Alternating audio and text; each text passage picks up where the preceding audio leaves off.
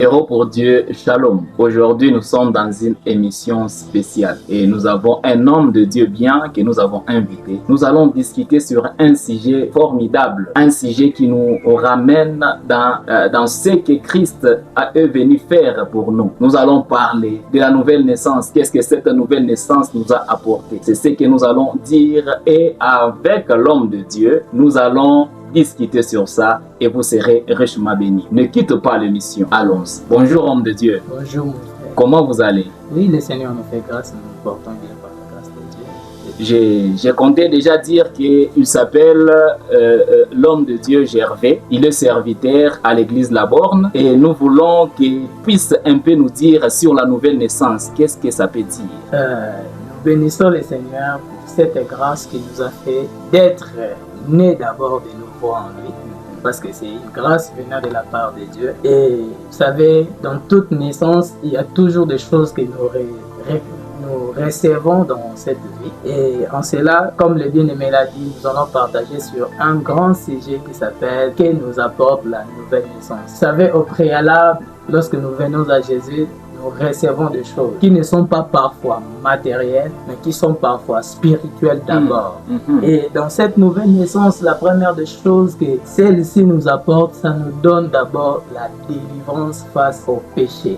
Pas d'abord le péché que nous commettons chaque jour, mais ça nous donne un pouvoir face au péché qui a été commis depuis le jardin d'Éden. Ça nous délivre de cela. Donc, en Jésus-Christ, lorsque nous naissons de nouveau, nous recevons cette force-là, cette délivrance-là face au péché adamique que Adam et Ève ont commis dans le jardin d'Éden. Le Seigneur nous délivre de cela. Et la deuxième des choses, le Seigneur nous donne une nouvelle identité. Quand tu viens à Jésus, tu es né de nouveau, tu as une nouvelle identité. L'identité que tu as de nouveau, tu n'es plus l'identité dont tu appartenais au monde, tu appartenais à ce que la société t'a qualifié, mais tu as maintenant une identité dont Christ te donne. Cette identité-là, c'est l'identité des enfants de Dieu.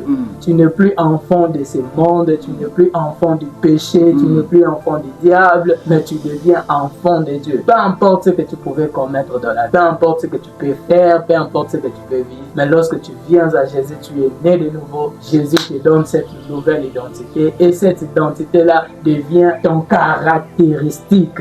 C'est ce qui te caractérise. Voilà pourquoi il est important de naître de nouveau. Et la troisième des choses que nous pouvons parler de ce que la nouvelle naissance nous apporte, c'est que nous avons une promesse qui ne va jamais s'arrêter, une promesse qui finira par s'accomplir. Et cette promesse, c'est que nous avons la vie éternelle. Amen. Amen. Tu sais, tu peux tout rater dans ce monde, tu peux manquer de véhicule, mais je te rassure mon cher, et la vie éternelle. Amen. C'est une promesse qui est certaine et qui va finir par s'accomplir. Amen.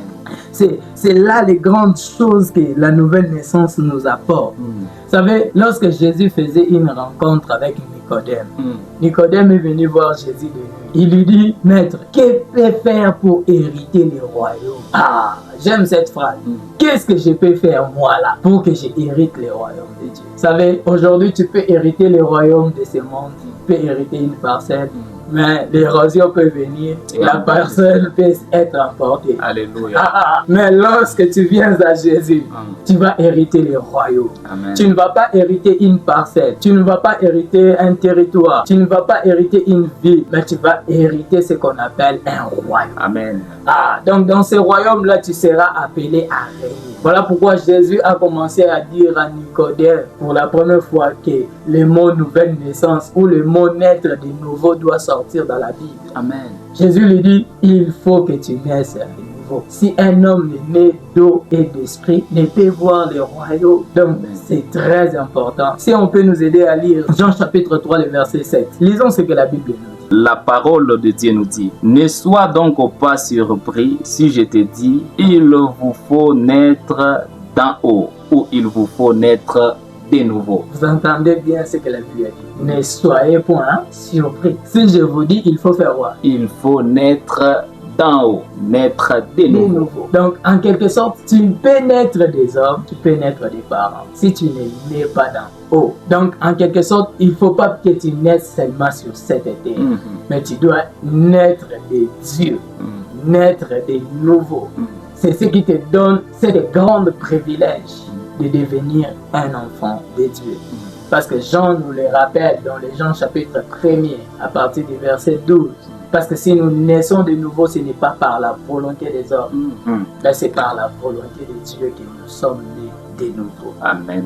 Amen, homme de Dieu. En tout cas, je suis très béni par l'explication de l'homme de Dieu. Vous savez, il a parlé quelque chose de très important. Au deuxième point, il a dit que nous recevons une nouvelle identité. Héros pour Dieu. Nous devons savoir que nous ne sommes pas comme des gens qui n'ont pas Dieu dans leur vie. Et la Bible nous dit, dans Corinthiens, il nous dit que c'est lui qui est en Christ, il est une nouvelle créature. Tu es une espèce qui n'a jamais existé au fait, homme de Dieu. Donc si quelqu'un devient en Christ, ce n'est pas seulement qu'il a reçu la délivrance, c'est pas seulement qu'il a eu la vie éternelle, il devient un nouveau type de personne qui n'a jamais existé. Et dans cette nouvelle type de personne, il ne vit plus comme tout le monde. Voilà. Et c'est ce qui marque la différence. Voilà. Et c'est ce qui apporte même la paix, la joie, l'amour dans les cœurs. Parce que tu n'es plus ce que papa et maman ont enfanté. Ouais. Mais tu deviens ce que Dieu a enfanté. Amen. Et en devenant ce que Dieu a enfanté, tu ne reflètes plus ce que les parents t'ont donné. Alléluia. Mais tu reflètes plutôt ce que Dieu t'a donné. Amen, amen. En tout cas, ça a été clair. Et je suis sûr que Héros pour Dieu, tu es en train de bénéficier de ce que Dieu a déposé dans l'homme de Dieu. La partie que nous venons de recevoir aujourd'hui, c'est une partie que nous devons garder. Il nous a parlé de 3 choses. Il nous a dit que lorsque tu es né de nouveau, cette nouvelle naissance t'apporte la délivrance face au péché, la délivrance face aux habitudes, la délivrance face à la mort. Il nous a dit aussi que lorsque tu es né de nouveau, la nouvelle naissance t'apporte une nouvelle identité. Donc tu deviens quelqu'un d'en haut, tu n'es plus quelqu'un de la terre. Et enfin, il nous a dit que cette nouvelle naissance nous a apporté la vie éternelle. Cette vie qui ne se terminera jamais. C'est une vie éternelle. Comme notre Père est éternel, nous aussi, nous sommes éternels. Homme de Dieu, nous vous remercions beaucoup pour cette parole que tu nous as en tout cas béni, et que Dieu continue encore à ajouter la grâce pour que nous continuions à bénéficier de cela. Amen. Amen. Merci beaucoup. Merci beaucoup.